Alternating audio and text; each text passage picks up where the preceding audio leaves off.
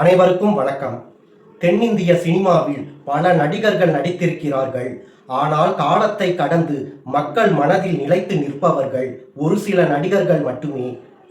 தென்னிந்திய சினிமாவின் தலை சிறந்த நடிகர்களில் ஒருவர் எஸ்.வி. ரங்காராவ் அவர்கள். பெரிய மேக்கப் இல்லாமல் தான் ஏற்று நடித்த கதாபாத்திரங்களை தன்னுடைய பாவனைகளால் வேறுபடுத்தி காட்டக்கூடியவர் எஸ்.வி. ரங்காராவ் அவர்கள். தமிழ் தெலுங்கு சினிமாவில் 25 ஆண்டுகள் கொடிகட்டி பறந்தவர் நடிகர் எஸ்.வி. ரங்காராவ் அவர்கள். நடிகர் எஸ்.வி. ரங்காராவ் அவர்களை பற்றி இந்த பதிவில் பார்ப்போம். ஆந்திர மாநிலம் கிழக்கு கோதாவரி மாவட்டம் நுஜ்வித் என்னும் ஊரில் சாமர்ல கோட்டேஸ்வர ராவ் லட்சுமி நரசாயி அம்மா என்ற தம்பதியின் மகனாக அஸ்வி நட்சத்திரத்தில் 1918ஆம் ஆண்டு ஜூலை 3ஆம் தேதி அன்று பிறந்தவர் எஸ்.வி. ரங்காராவ் அவர்கள். இவருடைய அப்பா ஒரு சுங்கத்துறை ஆய்வாளராக இருந்தார்.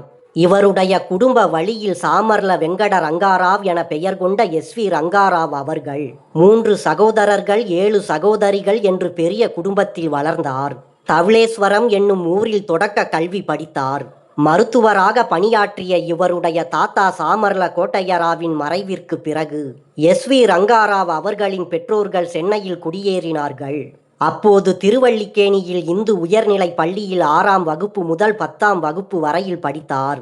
அப்போது பள்ளி ஆண்டு விழாவில் நாடகத்தில் குட்டி மந்தரவாதி வேடத்தில் நடித்து பாராட்டு பெற்றார். பின்னர் ஆந்திராவின் விசாகப்பட்டினத்தில் ஏவிஎன் கல்லூரியில் இன்டர்மீடியட்டும், காக்கிநாடா பி.ஆர். அரசு கல்லூரியில் இளங்கலை அறிவியலும் முடித்து தீயணைப்பு துறையில் வேலைக்கு சேர்ந்தார். இதற்கிடையில் நாடக வசனங்களை நன்றாக பேசுவதற்காக பேச்சு போட்டிகளில் தொடர்ந்து கலந்து கொண்டதுடன் நாடகங்களிலும் தொடர்ந்து நடித்து வந்தார். பல பெரிய கலைஞர்களை உருவாக்கிய ஆந்திராவின் காக்கிநாடா இளைஞர் நாடக குழுவில் தன்னையும் இணைத்து கொண்டார் எஸ்.வி. ரங்காராவ் அவர்கள். அந்த குழு நடத்திய நாடகம் ஒன்றில் 22 வயதில் இருந்த எஸ்.வி. ரங்காராவ் அவர்கள் 65 வயது முதியவர் வேடத்தில் நடித்து பெயர் வாங்கினார். மேலும் அந்த குழுவின் புகழ்பெற்ற ஆங்கில நாடகங்களிலும் நடித்து பெயர் பெற்றார். அந்த குழுவில் இருந்தபோது பி.எஸ். சுப்பாராவ், ரேலங்கி, அஞ்சலி தேவி மற்றும் அவருடைய கணவர் ஆதி நாராயண ராவ் ஆகியோரின் நட்பு எஸ்.வி. ரங்காராவ் அவர்களுக்கு கிடைத்தது.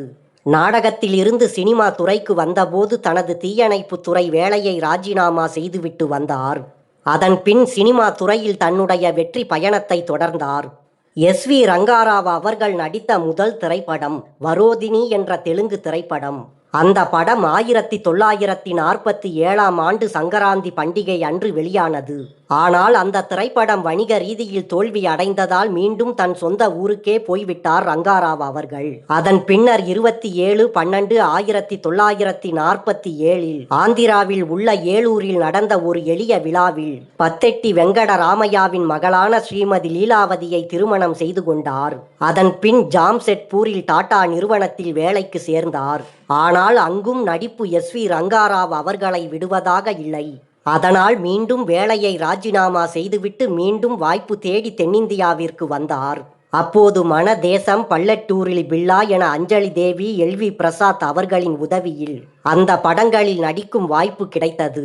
அதன் பின்னர் கண்ணப்பர் அங்குடு என்ற ரவுடி கதாபாத்திரத்தில் 1950ஆம் ஆண்டு வெளியான சவுகார் என்ற படத்தில் நடித்ததால் எஸ்.வி. ரங்காராவ் அவர்களுக்கு சின்ன திருப்பம் கிடைத்தது.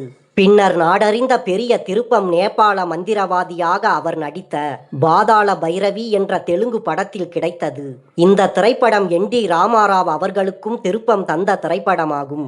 அதைத் தொடர்ந்து எஸ்.வி. ரங்காராவ் அவர்களுக்கு பட வாய்ப்பு குவிந்தது. ஒரு கட்டத்தில் தமிழ் தெலுங்கில் நடித்த கதாநாயகர்களை விட அதிக சம்பளம் பெற்று நடித்த ஒரே குணச்சித்திர நடிகராக திரையுலகம் இவரை உயர்த்தியது. எஸ்.வி. ரங்காராவ் அவர்களின் திரை வளர்ச்சியில் விஜயா வாகினி ஸ்டுடியோவின் அதிபர் நாகிரெட்டி அவர்களுக்கு பெரும் பங்கு இருந்தது. இவர் ஏற்று நடித்த கதாபாத்திரங்கள் அனைத்திலும் தனித்த காப்பி அடிக்க முடியாத நவரச நடிப்பால் மிளிர்ந்தார். கீசகன், ஹிரண்யகசிபு போன்ற சில புராண கதாபாத்திரங்களை கருப்பு வெள்ளை படங்களின் காலத்தில் முதல் முறையாகவும், அதே கதாபாத்திரங்களை கலர் திரைப்படங்கள் வந்த பிறகு வேறு பரிமாணங்களிலும் தனது நடிப்பால் தூக்கி நிறுத்தியிருப்பார் எஸ்.வி. ரங்காராவ் அவர்கள். ஒரு காட்சிக்கு ஒத்திகையில் செய்ததை தவிர படப்பிடிப்பின் போது டேக்கில் வேறு ஏதாவது கூடுதலாக செய்து பெயர் வாங்குவதில் நடிகை சாவித்திரியைப் போலவே இவரும் ஒரு பெரிய கில்லாடியாக இருந்தார். ஆனால் கலர் படங்கள் வந்த பிறகு ரங்காராவ் அவர்கள் வில்லனாக வரும் கதாபாத்திரங்கள் ரசிகர்களால் ஏற்றுக்கொள்ள முடியாததைப் போலவே தோன்றும் குறையும் உண்டு.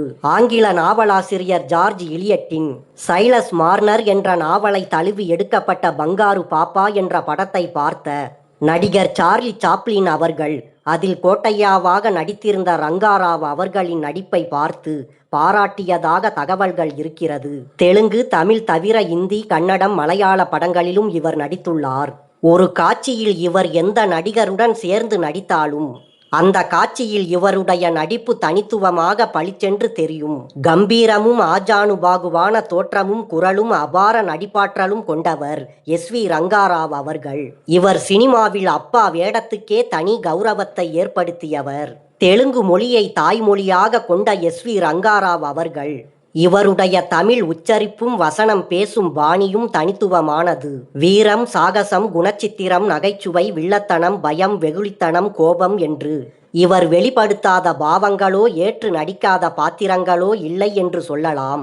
பாதாள பைரவி, மிஸ்ஸியம்மா, அன்னையின் ஆணை, பங்காரு பாப்பா, பெள்ளி நாட்டி, கற்பகம், படிக்காத மேதை, பார்த்திபன் கனவு, தெய்வத்தின் தெய்வம், அன்னை, பக்த பிரகலாதா உள்ளிட்ட திரைப்படங்கள் இவர் நடித்த திரைப்படங்களில் குறிப்பிடத்தக்கவை. SV ரங்காராவ் அவர்கள் படப்பிடிப்பு நடைபெறும் இடங்களில் கூட அந்த கதாபாத்திரமாகவே நடந்து கொள்வாராம். இவர் நடித்த புராண பாத்திரங்கள் எல்லாம் இப்படித்தான் இருந்திருப்பார்களோ என்று மக்கள் கூறும் அளவுக்கு இவருடைய நடிப்பும் தோற்ற பொலிவும் இயல்பாக அமைந்திருந்தது. 1971ஆம் ஆண்டு SV ரங்காராவ் அவர்கள் சினிமாவிற்கு வந்து 25 ஆண்டுகள் ஆனது. அதை ஒரு விழாவாகவும் கொண்டாடியிருக்கிறது தமிழ் திரையுலகம். SV ரங்காராவ் அவர்கள் 4 படங்களை தயாரித்தும் 2 படங்களை இயக்கியும் உள்ளார். வேட்டையாடுதல், ருசியான உணவுகள், ஒளிப்படம் எடுத்தல், கவிதை எழுதுதல் இவருக்கு பிடித்தமானவை. SV ரங்காராவ் அவர்களின் இஷ்ட தெய்வம் சிவபெருமான். இவருக்கு ஒரு மகன், 2 மகள்கள் உள்ளார்கள். அவர்கள் அனைவருமே ஆந்திர மாநிலம் ஏலூரில் வசிக்கிறார்கள். 1954ஆம் ஆண்டு நவம்பர் மாதம் கினிமா என்ற சினிமா இதழின் ஒரு கேள்வி பதிலில் தனக்கு அரசியலில் ஆர்வம் இருப்பதை குறிப்பிட்டிருந்தார். அதன் பிறகு 70ஆம் ஆண்டுகளில் அவருக்கு ஏற்பட்ட மாரடைப்புக்கு பிறகு படப்பிடிப்புக்கு செல்லாமல் வீட்டில் இருந்தால் மட்டும் மரணம் தப்புமா என்று சமாதானம் சொல்லி ஓய்வில்லாமல் நடித்தார். இன்று வரை இவருடைய குரலையும் பாவனையையும் பல குரல் கலைஞர்களால் மிமிக்ரி செய்ய முடியாதது ஒன்றே போதும். இந்த மாபெரும் கலைஞனின் தனித்துவத்தை சொல்வதற்கு ஒரே ஒருவர் என விமர்சகர்களாலும் ரசிகர்களாலும் பாராட்டப்படும் SV ரங்காராவ் அவர்கள் நடிப்புலகில் சாதிக்க நினைப்பவர்களுக்கு மிக சிறந்த பள்ளிக்கூடம் ஆவார். 6 அடிக்கும் மேலான தோற்றம், சரித்திர வேடங்களை தாங்கும் கம்பீரம், பேசும் கண்கள், யாரையும் பின்பற்றாத பாணி, நாடகத்தில் இருந்து வந்தாலும் இயல்பான நடிப்பு என்று நவரசங்களிலும் வெளிப்பட்ட திறமை என்பவை இவரின் சிறப்புகளாகும். நட சாரவ பௌம, நட சிம்ஹா, நட சேகர, நட சாம்ராட், விஸ்வ நட சக்கரவர்த்தி என தெலுங்கு ரசிகர்கள் இவருக்கு பல பட்டங்களை கொடுத்து கொண்டாடினார்கள். நர்த்தனசாலா என்ற படத்தில் கீசகனாக நடித்ததற்கு இந்தோனேசிய தலைநகர் ஜகார்த்தாவில் நடந்த விழாவில் ஆசிய அளவில் சிறந்த நடிகருக்கான விருதை வாங்கினார். SV ரங்காராவ் அவர்கள் இயக்கிய 2 திரைப்படங்களுக்கும் ஆந்திராவின் நந்தி விருது கிடைத்தது. மேலும் நடிப்புக்காக 5 முறை இவர் ஜனாதிபதி விருதை பெற்றுள்ளார்.